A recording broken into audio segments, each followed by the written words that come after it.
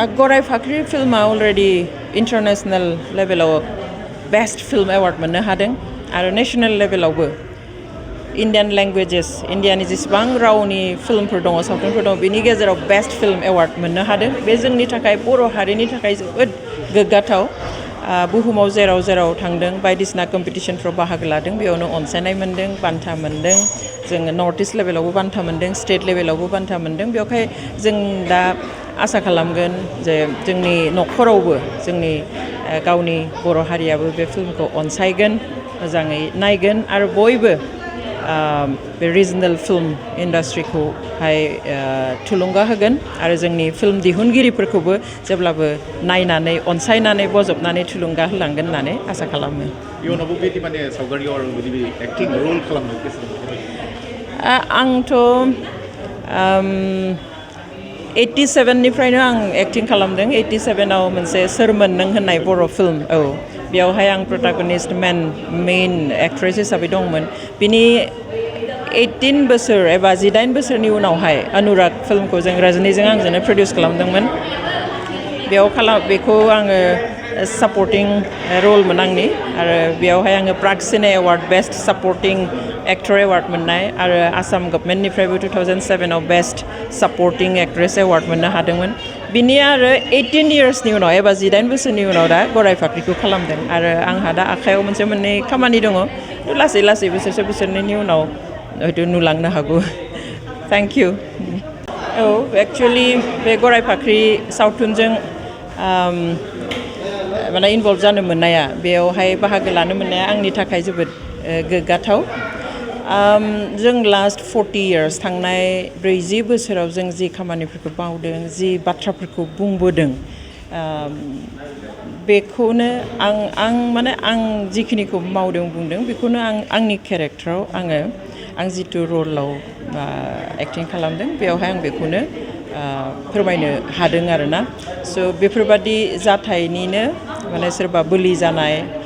बेफोरावहाय जों थाङो नायो बेफोरखौनो बेयाव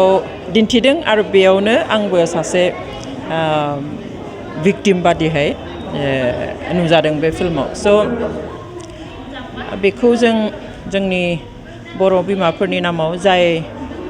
आइजोफ्रा हारिनि सिनस्रि न'खरनि सिनस्रि समाजनि सिनस्रि बे आइजोफोरनि मुङाव डेडिकेट खालामनाय जादों जों गोबां समावहाय हिसाब खालामा आइजोनि खामानि आइजोनि गोहो आइजोनि साननायफोरखौहाय नाथाय जों नुगोन जे फिसा खोथाया माबादिहाय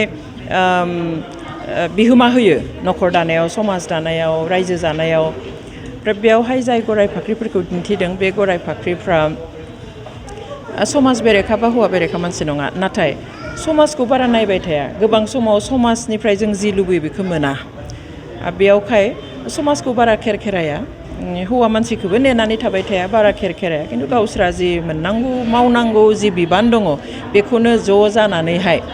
बिथांमोना जिखुनु समयसा एबा जेंना फैबा बेफोरनिफ्राय बारग'नो थाखाय गावसोर ज' खामानि मावलाङो आरो बेबादिहाय जों सानो जे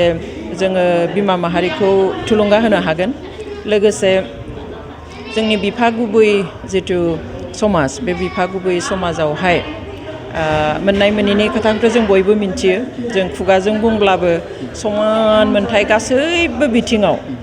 जिखुनु जोंनि बिथिङाव जों समानहै होनाय जाया आरो बेफोरखौ जोङो गोदोनिफ्राय बुंबोयोमोन दा बेयावबो जों बेखौ बुंनो हास्थायदों जाहाथे बयबो समान नोजोर मोनो समानै मान मोनो आरो बेयो जायोब्ला आइजोफोरनिल' लाब नङा एक्चुअलि आइजोफ्रा जौगायोब्ला आइजोफ्रा मोनोबा आइजोफ्रा गोहो थायोब्ला साहस जायोब्ला समाजानो जौगायो न'खरानो जौगायो हारियानो जौगायो बेवहाय आं सानो बयबो ज' फैनानै नायनानै थुलुंगा मोनगोन आरो आथिखालाव सोलिबाय थानाय माखासे ससियेल प्रब्लेमफ्राबो बेयाव दङ बेफोरखौबो एड्रेस खालामनाय जादों बेवहाय गासैबो बिथिंनिफ्राय मुलाम्फा मोनगोन होननानै आं सानो मोनसे गोजोनथाव खौरां बिए सेथि सेमिस्टारनि थाखाय गसाइगावनि जारागुरि गबिन्द बसुमतारी कलेजाव मुं थिसननाय हाबाफारिया सोलिगासिनो दं गिबि 100 फरायसाफोरनि थाखाय स्पेशल अफार आरो गुबुन गुबुन रोखोमनि बेसेन नाङै क्लासनि सुबिदा होनानै मुं थिसननाय हाबाफारिया सोलिगासिनो दं। बे फरायसालियाव फरायसाफोरा गावनि गोसोबायदि आयदाखौ सायख'नानै लानो हागोन। लोगोसे basic computer class, self defence आरो स्पोकेन इंलिश क्लास बायदि सुबिदाफोरखौ बेसेन होआलासे फरायसाफोरा सोलोंथाइखौ लानो हागोन। लोगोसे बे फरायसालिमायाव गासैबो फरायसाफोरनि थाखाय फ्रि बास सार्भिसबो होनाय जादों। लोगोसे गासैबो थाखोनि बिजाबजों बुंफबनाय बिजाब बाख्रिनिबो सुबिदा दं।